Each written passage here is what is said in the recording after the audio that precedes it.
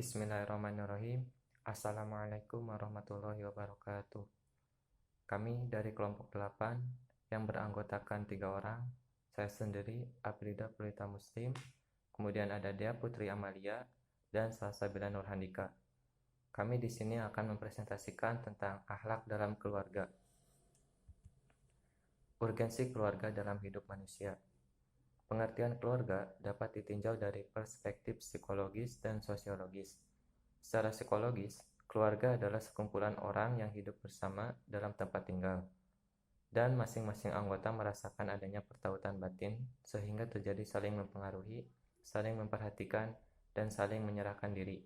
Sedangkan pengertian secara sosiologis, keluarga adalah satu persekutuan hidup yang dijalin oleh kasih sayang antara pasangan dua jenis manusia yang dikukuhkan dengan pernikahan, dengan maksud untuk saling menyempurnakan diri, saling melengkapi satu dengan yang lainnya.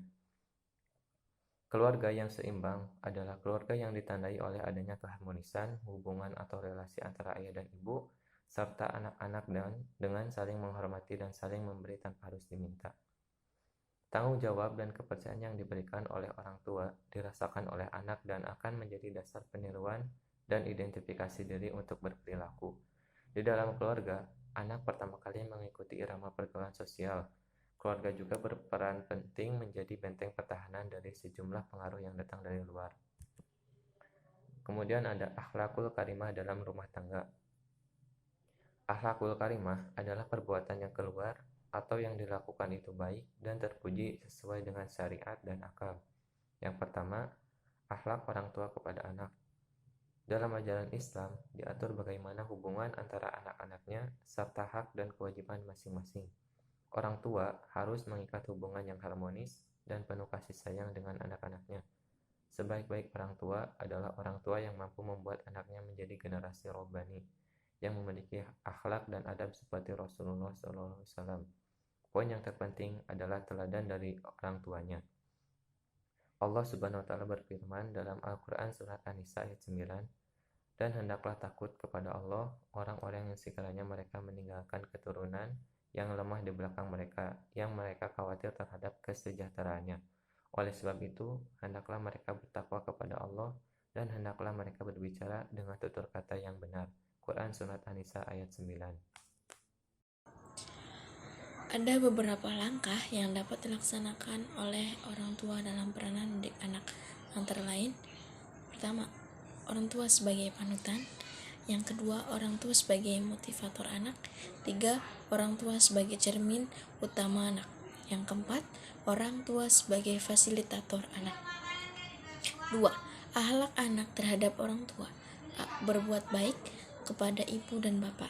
Allah berfirman dalam Al-Quran Surat Al-Luqman ayat 14, dan kami perintahkan kepada manusia berbuat baik kepada dua orang ibu bapaknya. Ibunya telah mengandungnya dalam keadaan lemah dan bertambah-tambah dan menyapinya dalam 2 tahun. Bersyukurlah kepadaku dan kepada kedua orang ibu bapakmu, hanya kepadakulah kembalimu. Quran Surat Al-Luqman ayat 14. Seorang anak menurut ajaran Islam diwajibkan berbuat baik kepada ibu dan ayahnya dalam keadaan bagaimanapun. Artinya, jangan sampai si anak menyinggung perasaan orang tuanya, walaupun seandainya orang tua berbuat zalim kepada anak dengan melakukan yang tidak semestinya, maka jangan sekali-kali si anak berbuat tidak baik atau mengimbangi ketidakbaikan orang tua kepada anaknya. Allah Subhanahu wa Ta'ala telah meridhoinya sehingga orang tua itu meridhoinya. B. Berkata halus dan mulia kepada ibu dan bapak. Kewajiban anak kepada orang tua menurut ajaran Islam harus berbicara sopan, lemah lembut, dan mempergunakan kata-kata mulia sebagai pedoman dalam memberikan perlakuan yang baik kepada orang tua. Ingatlah firman Allah dalam surat Al-Isra ayat 23 dan 24 yang artinya, dan Tuhanmu telah memerintahkan supaya kamu jangan menyembah selain Dia, Dan hendaklah kamu berbuat baik pada ibu bapakmu dengan sebaik-baiknya. Jika salah seorang di antara keduanya atau kedua-duanya sampai berumur lanjut dalam pemeliharaanmu, maka sekali-kali janganlah kamu mengatakan kepada keduanya perkataan "ah", dan janganlah kamu membentak mereka dalam ucapan kepada mereka perkataan yang mulia. Dan rendahkanlah dirimu terhadap mereka berdua dengan penuh kesayangan dan ucapkanlah, "Wahai Tuhanku, kasihilah mereka keduanya sebagaimana mereka berdua telah mendidik aku waktu kecil." C. Berbuat baik kepada ibu dan bapak yang sudah meninggal dunia. Dalam hal ini, menurut tuntunan ajaran Islam, sebagaimana sabda Nabi Muhammad SAW yang diriwayatkan oleh Abu Usaid, yang artinya, kami pernah berada pada suatu majelis bersama Nabi. Seorang bertanya kepada Rasulullah, "Wahai Rasulullah, apakah ada sisa kebajikan setelah keduanya meninggal dunia yang aku untuk berbuat sesuatu kebaikan kepada kedua orang tuaku?" Rasulullah SAW bersabda, "Ya, ada 4 hal: mendoakan dan memintakan ampun untuk keduanya, menepati atau melaksanakan janji keduanya, memuliakan teman-teman kedua orang tua, dan bersilaturahmi yang engkau tiada mendapat kasih sayang kecuali karena kedua orang tua." Mendoakan ayah ibu yang telah tiada itu meminta ampun kepada Allah SWT dari segala dosa orang tua kita. 2. Menepati janji kedua ibu bapak. Kalau sewaktu hidup orang tua mempunyai janji kepada seseorang, maka anaknya harus berusaha menepati janji tersebut. Umpamanya, beliau akan naik haji yang beliau sampaikan melaksanakannya, maka kewajiban anaknya menunaikan haji orang tua tersebut. 3. Memuliakan teman-teman kedua orang tua. Di waktu hidup, ibu atau ayah mempunyai teman akrab. Ibu atau ayah saling tolong-menolong dengan temannya dalam bermasyarakat. Maka untuk berbuat kebajikan kepada kedua orang tua kita yang telah tiada, selain tersebut di atas, kita harus memuliakan teman ayah dan ibu semasa ia masih hidup. Terakhir, bersilaturahmi kepada orang yang kita mempunyai hubungan karena kedua orang tua.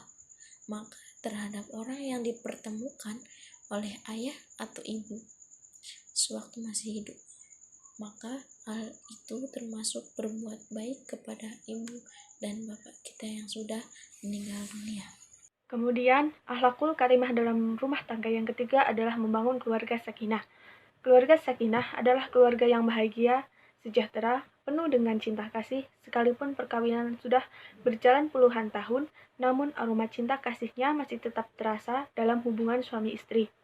Allah berfirman dalam surah Ar-Rum ayat 21, yang artinya, di antara tanda-tanda kekuasaannya, Dia menciptakan untuk kalian istri dari jenis kalian agar kalian merasakan sakinah dengannya.